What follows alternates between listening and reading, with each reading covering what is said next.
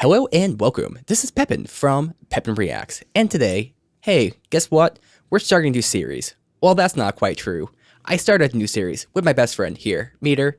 Meader's, he's seen the whole show. I haven't, up to season 2, episode 6, but, we recorded some stuff. Some encryption happened, some destruction happened, lost the first 5 episodes. Hey, so what are we doing? We're just gonna do a little summary, recap sort of thing of the first 5 episodes. Because a lot happened in those episodes, and I think it's important that we kind of just touch base on what our thoughts were at that time. And just kind of give general ideas and thoughts and opinions and whatever. Now, this will be a spoiler-free, or as much as we can make it, reaction. So if you haven't seen the series, you should be able to watch this and not get spoiled. Although we have seen up to season 3 at this point, we're still not going to bring up stuff any later than what happens in these episodes. It will be a little difficult. We might slip up a tiny bit, but ideally not. So, Meter, how you doing today? I'm doing great. How are you doing today, Pepin? I am doing excellent. So hopefully we can use that little intro for all of these. So we got season 1, episode 1. So what happened in this episode? A lot. This is the one. This one opened up in a desert outside of Albuquerque, New Mexico. And we see, who we come to find out is Walter White, in his underwear and a gas mask, erratically driving an RV down a desolate highway. In the passenger seat's another man who's passed out, also wearing a gas mask. And in the back of the RV are 2 bodies. RV crashes.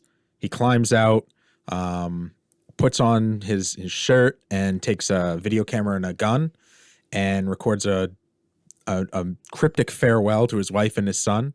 You hear sirens in the background, and then he walks into the middle of the road and awaits the police with his gun in his hand. And that's the opening to the show. Yeah, it's definitely a big opening, and it kind of makes you think how did we get here? Who is this person? What's he doing? Why does he have a gun? And do you say he was in his underwear at this part too? Yeah, of course. I mean, that has to be. So they talk about Game of Thrones getting people in with the sex appeal, but this is nothing like that. This is, I don't know, just got me addicted to the show, to be honest. Mm-hmm. I mean, the best, one of the top 3 characters in the show, Walt's Whitey Tighties. Obviously. I don't know, though. If Walt's Whitey Tighties ever leave, the show might just get a little bit better. But here's the concern, right? Because they start out really hot, right? They start out with action. They start out with having you ask a lot of questions of how did we get here? Who are these people? What's going on? And then this really dramatic moment of a gun. Is this how the series is going to end? Are they showing us the end of the whole series right now? How long is it going to take to get there? But what the problem with starting out with that high octane and that many questions is a lot of times shows have trouble living up to it. And it ends up making you feel really disappointed when you find out what the truth is. Did you have any of those concerns when you saw this? I don't think so. I mean, again, even though we rewatched this, I had seen it before, so I didn't have much expectations when I watched it initially, and I kind of knew where it was going to a decent degree when we rewatched it. So I can't say. Maybe if you are a first-time watcher, back when it came out, and you started building expectations, maybe you'd be a little bit skeptical. But I think. I think it does build up the hype, and I think it delivers, at least later in the episode, as we'll kind of discuss here. So I think it kind of builds it up, and it kind of delivers too. I love it. So then we get into the actual, it flashes back 3 weeks earlier. It's Walt's 50th birthday. He wakes up, he does some exercises. He looks at a plaque on the wall that shows that he was part of some research that won a Nobel Prize. And then his pregnant wife, Skylar, gives him some eggs topped with veggie bacon. They make a big deal about it being veggie bacon, and it spells out 50. So this is on his birthday. There's some banter with Walt Jr., who doesn't like the veggie bacon, and then Walt drops Jr. off at high school, and we find out that Walt works there as a chemistry teacher. And in class, he kind of goes over, here's what chemistry is. It's the study of change as well as matter. And his students seem kind of disinterested. So this does a good job of setting up Walt and who he is, I think, and the fact he's getting old, and it brings Walt's love or interest in chemistry into the frame as well, and he is definitely passionate about what he's teaching, but it's not being well received, and there's definitely some variability in that too. I think there's also a big juxtaposition between starting out giving this man's credentials of being a Nobel Prize winner in chemistry, and then he's teaching high school chemistry to uninterested students. I think there's a big juxtaposition there, kind of saying maybe he's being undervalued in a way. I see. I see. I guess that juxtaposition also works for the first part too, because you see like a man in whitey tidies and stuff. Maybe he's just like a Rambo figure, right? Maybe he's just badass in general. But when you kind of go from that to this guy, you're kind of like, how? And I believe when we talked about this initially, there was the idea of change and how that process of change with chemistry was kind of a metaphor for what was setting up in the series in general. This is what's pushing forward. And of course, no spoilers here, but I think the show is pretty on the nose about what it's trying to hint at there. Yeah, definitely. And of course, it introduces one of my favorite characters, one of my actual, like, real characters that are my favorite, and that's Walt Jr., because every line he says is snappy and funny, and he doesn't suffer a fool. There's no BS with him. Yep. Walt Jr., the moment I saw him, I said, that's Walt Jr. I didn't even know his name. It was Walt Jr. You did. That's actually very accurate. I mean, it just makes sense. I mean, his name forever and ever will be Walt Jr. It's true. It cannot change. So then after Walt gets out of work at the high school, he is going to his second job. He works at a car wash as well, and he's washing the car of one of the students who was rude to him in class, and he's being rude to him here too, and Walt kind of has to eat shit. Then when he gets home, he discovers that there's actually been a surprise birthday party for him, and he walks in for it, and he's late, and Skylar gives him shit about that. And then Hank is there. We find out he's a DEA agent. He's also happens to be the subject of a local news report covering that there was a meth lab bust recently. And Walt is impressed with how much money that they took from it. It was $700,000, Hank says. And Hank says, "Hey, Walt, you should come with us sometime on one of these busts, get some excitement in your life." And Walt just kind of is like, "Yeah, I guess." And is this the scene with the gun too, when he takes the gun out? I'm pretty sure it is. If it's the same scene I'm thinking of, it's the gun scene. Yeah. Which I think is maybe my favorite scene, definitely out of this episode, because I think it just like indicates so much here. Like, because essentially what happens is Hank's being like a big shot, just kind of talking shit, throwing around his gun, not using proper safety measures, and he just kind of like plops the gun in his hand, and Walt's just kind of standing there, gun in his hand, just awkward, and just not really being sure what to do. And when I saw this with you, not the first time, first time, but definitely when I watched it with you, it kind of struck me as a moment of like a lot of stories have this meta narrative of becoming aware that you're capable of change through violence. And violence may not mean, or you could say aggression. Maybe aggression's a little bit better. That is good. And you harness that for some end, and hopefully that end's good. But here, Walt was just, he didn't have any gun. He didn't even, sorry, it's not that. He had a gun beforehand, but he didn't realize he was holding a gun. Like, the gun's been in his hand the whole time. He just hasn't realized it's there. And this scene just kind of painted that perfectly, where he's just unaware, confused, and just, he's got something. He just doesn't know what he has. And I know I think that we ended up going back to talking about this gun scene all throughout every episode we've watched since, and it's a really powerful scene. And I think you're 100% right. It's emblematic of kind of the show as a whole, and some of the undertones that, and I think it really shows the change that you see in character development, specifically with Walt, from how he is with a gun now, and even to how he is in the very beginning of this episode in the flash forward, where he's wielding the gun, and in this he's not. Yeah, he gets that gun and it just changes him very quickly. You know, not even like within the episode. So another thing that the gun kind of symbolizes, in my opinion, is also like the implication of violence, because sometimes you give people a gun and, like we said, they act heroically, but sometimes you give them a gun and then they become a monster. And we don't know at this point which way Waltz is going to go, you know, provided that stuff that happens at the end of this episode. But some examples here are, you look at like, getting a little extreme here, like Nazi Germany.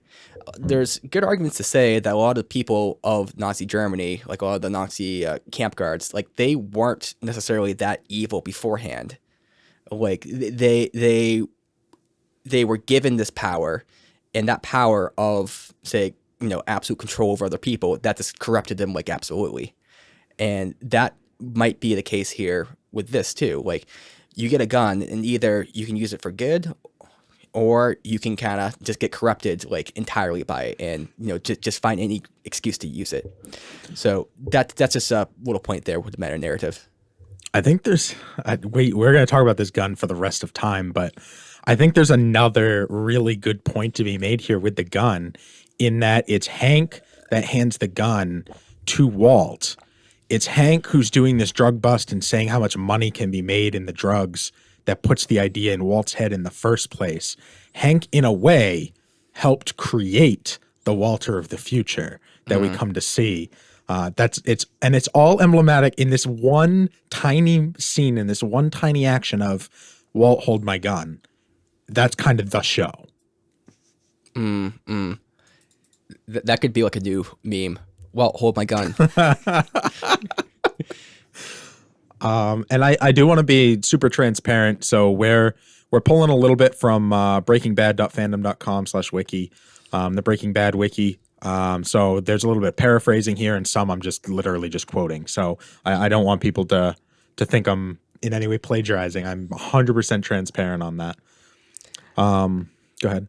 Yeah, one interesting little thing there is Walt's reaction to the amount of money that could be made from the drug dust is a little bit strange. Like, it's a kind of bit of a weird reaction, and you kind of wonder why he's thinking that.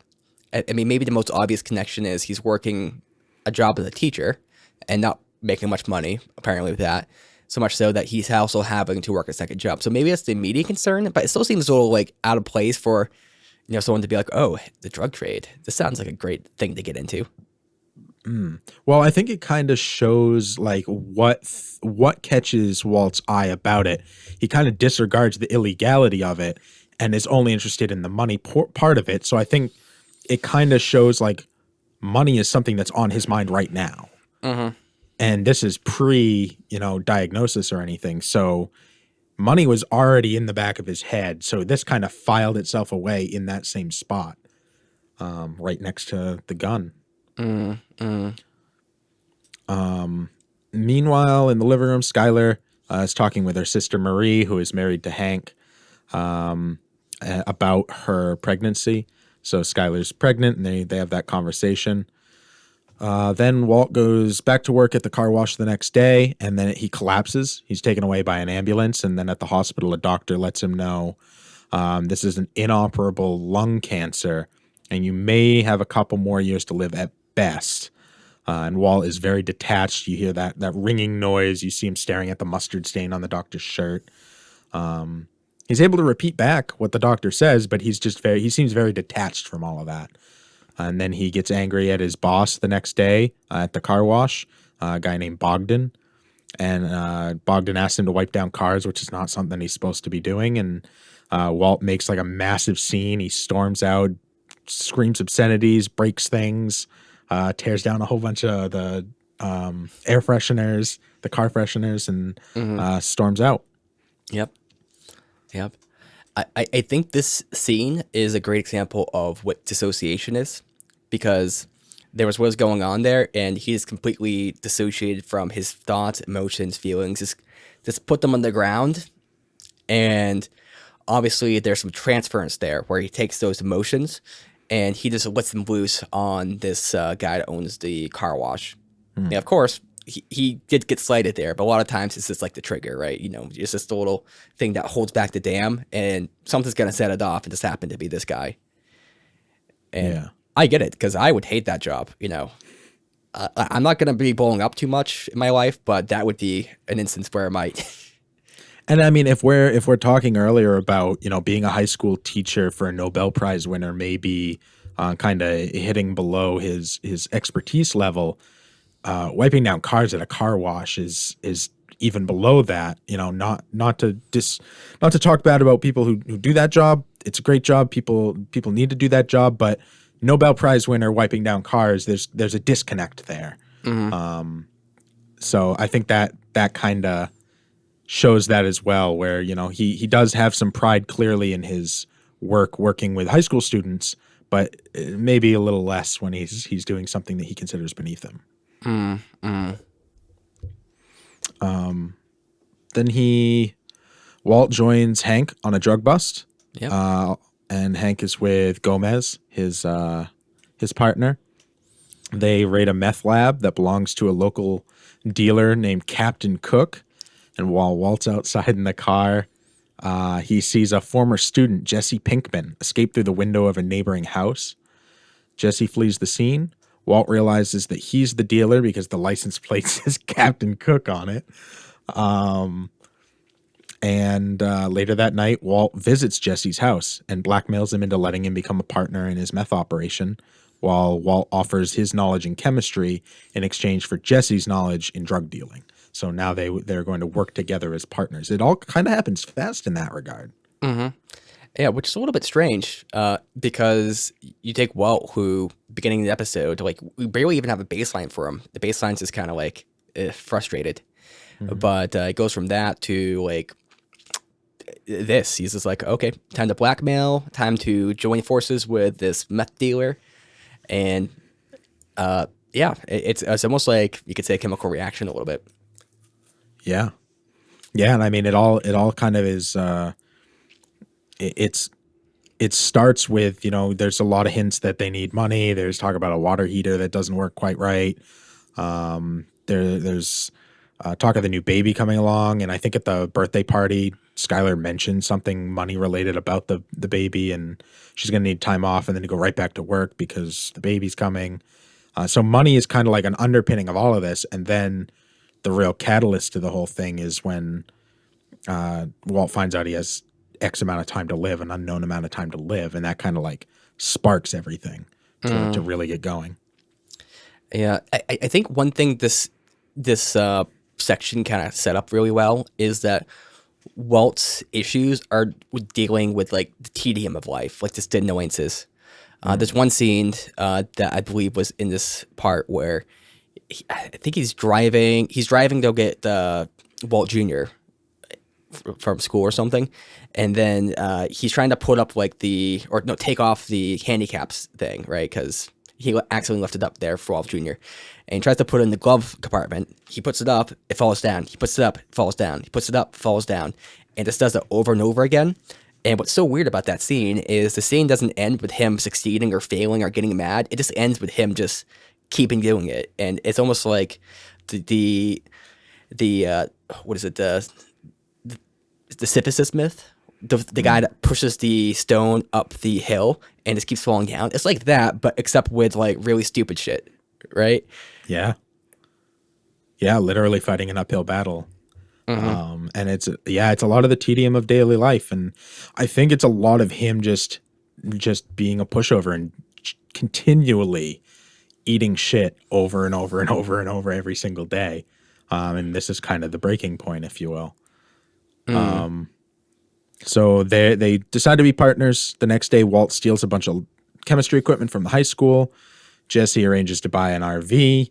They head out to the desert. Walt strips down to his underwear and cooks his first batch of crystal meth. And of course, he's in his underwear so that his clothes don't smell. Yeah, yeah.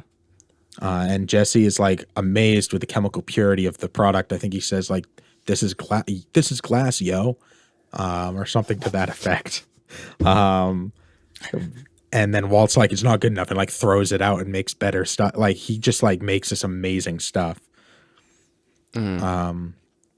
Jesse takes that to Crazy 8, who's a mid-level drug distributor, and is also the cousin of Jesse's partner Emilio. So he had been working with Emilio before, and now they take it right to Crazy 8 directly. Emilio was arrested previously in Hank's bust. Emilio and Jesse were working together, and Emilio was busted when Jesse was found sneaking out the window when Walt first found him. So now Emilio's actually out of jail, we find out. And he thinks that Jesse ratted him out. So That's right. the three, Crazy 8, the three of them drive out to the RV where Crazy 8 asks Walt if he wants to switch allegiances. And before he can answer, Emilio recognizes him from the bust and begins to threaten him. Jesse tries to run away, trips, knocks himself out on a rock, and then Walt barters for his life by promising to reveal his meth formula. So now Walt, Crazy 8, and Emilio are all in the camper, the RV, cooking, and Walt's kind of like taking his time doing it, trying to go slow, buying time. Jesse's knocked out, and that takes us to Act 4, but I can pause there. Yeah. So I don't think there's too much to talk about there. It's a lot of like plot action. And I think the only thing to talk about is just those tidy whities. I mean, pure, innocent. Hopefully they'll never be soiled. He's got nothing to hide, right? No. So Emilio ties up Jesse, then joins Crazy 8 to watch Walt cook. Walt prepares the ingredients, and Emilio throws a cigarette out the window, starts a brush fire. Walt mixes some chemicals to produce a deadly vapor, and then gets out of the RV and like holds the door shut. They fire bullets through the door, but they all miss Walt.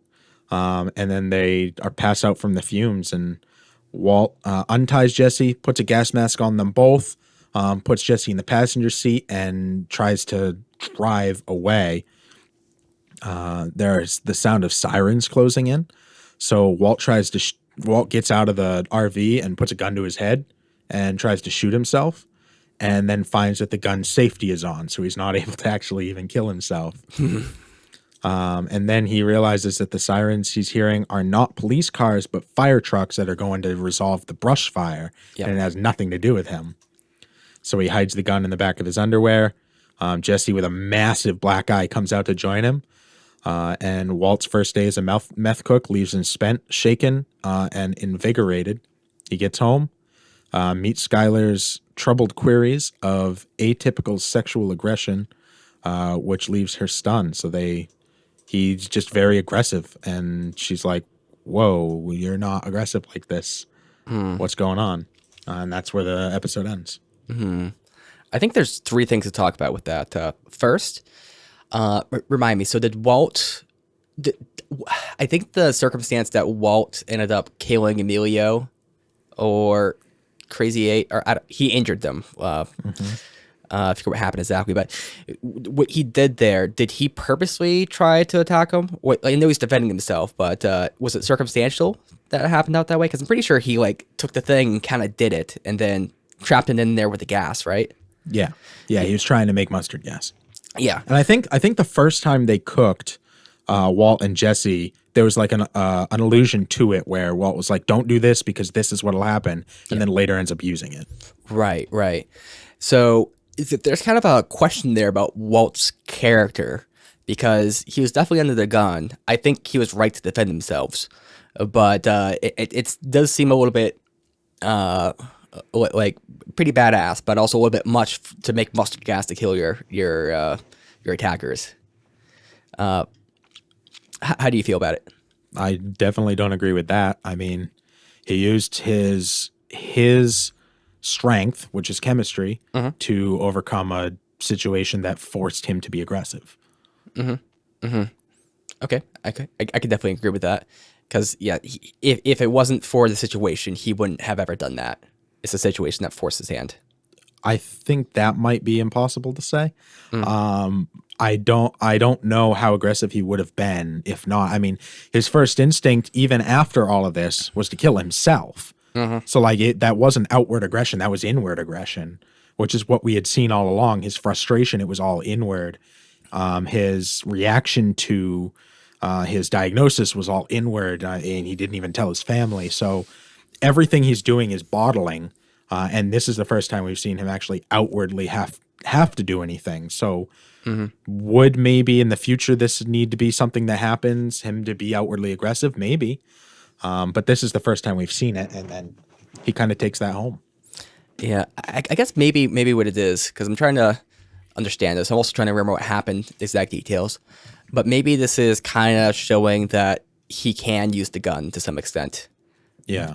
Though, what do you think it means with the safety being on and him not even like realizing that? Is that just like growing pains? I don't know. I mean, it's the ineptitude of him not even knowing how to use that type of aggression. It's him making a kind of, I think it was kind of like a rash decision that he hadn't really thought out, and there were safety measures in place that kind of protected him. You know, but he used his version of the gun, right? He used chemistry. He didn't use the actual gun. Yep. And it wasn't even his gun. It was somebody else's gun that he killed them and took their gun. So very interesting in that regard. He kind of took their power. Right. Yeah, it's a good point, because he's just not used to using that particular weapon. But the weapon of chemistry, you know, he just didn't even hesitate with, or maybe hesitated a little bit, but he's kind of just went with. I think the last thing that's really interesting with this is the sexual approach that happened after. And I think there's a lot of ties there with like how the brain works, because they say that sex and aggression are very linked. Like they're pretty much the same part of the brain, or it might be the same brain region that kind of does both. The amygdala, is that right? No, maybe it's something else. But it's the same kind of part of your brain, and it's like Walt feels some aggression. He was kind of getting off on that aggression to some extent, and this kind of invigorated his sexual drive, and he actually even approaches Skylar. And also the other part of that is he's felt like he's not been in control of anything, and all of a sudden he got control. And how did he get control? Using his favorite thing, chemistry. It kind of just upped him. It just kind of put him on a high almost. Is it the medulla oblongata for aggression? Maybe. I'm not. But I know. So I mean, I think so, but I think it was also like some spillover of he tried to use this aggression in a bunch of different ways, and it was still kind of pent up inside him when he got back home. I think there was some relief to still be alive. I think there was a lot of things going on that caused him to act out in that way, but he used it in like not a bad way, which is super interesting given the future, you know? Yeah. There's also, I'm glad you pointed out that there's many things that factor into it. Another big thing with having sex is that whenever you feel like your life's been in jeopardy, you'll tend to have sex. Like because it's the brain's way, or evolution's way, of compensating for potential death, right? Imminent death. Because it's like, oh, I almost died. I definitely need to reproduce now. Otherwise, I may not ever reproduce. Another way to put it is just people who didn't reproduce when something crazy happened like that, you know, they didn't have enough offspring. That's just the other way to put it. So I can see why it would invigorate that too. Fun fact, any movie that has a disaster sort of thing, the characters almost always have sex at the end, and that's kind of like the implication there. Maybe not like overt or like planning, but it just kind of makes sense like instinctually. Yeah, and that was the whole episode. Yeah. So I think this episode's definitely really a great pilot. It kind of sets up a lot of things that are going to be themes in the show, I think. I mean, I know, but, I think. But I think it does a lot to establish the characters, who they are, and where they could go. How about you, Yeah. Meter? No, it does a really great job. It gets all of the main characters in there, and we still talk about the gun. So like, there's a lot of scenes that, yeah, I think they do a good job of setting up themes without beating you over the head that these are the themes. You kind of realize later, oh wow, this like kind of was the starting point of something that's still echoing episodes seasons later. I'm it's so when I watch these series, and you'll notice in the later reactions that we actually have, I'm overly observant and I come up with a million different theories. I'm like, oh, hey, this is a theme. This is a theme, right? So this is just what my brain does pretty naturally. And most of the times I'm wrong. Every once in a while I'm right. But I think the show does communicate very well a lot of times what it's trying to get across. And I think maybe it's one of those things where maybe you rewatch it and you see even more than that's there. I don't know that to be true myself yet, because I've only rewatched it once, technically from like 10 years ago. But I think the show is very well constructed in what it's trying to say. You never, like, maybe you can get confused in certain parts, but I think overall, you're just like, oh, hey, this is what's going on. I understand this. Yeah. No, they do. I love the writers. I think they did a really good job, and hats off to Vince Gilligan for the show in itself. Vince Gilligan for the show in itself. I think it's excellent, and the pilot is no exception. Great job opening up a great show. All right, so that was our recap of episode 1. We're going to be doing this for all 5 episodes in the series. So definitely check those out if you want to see our thoughts, or if you guys just want to skip straight to reactions, just skip this and you'll get to the reactions eventually. We'll have them posted, I guess.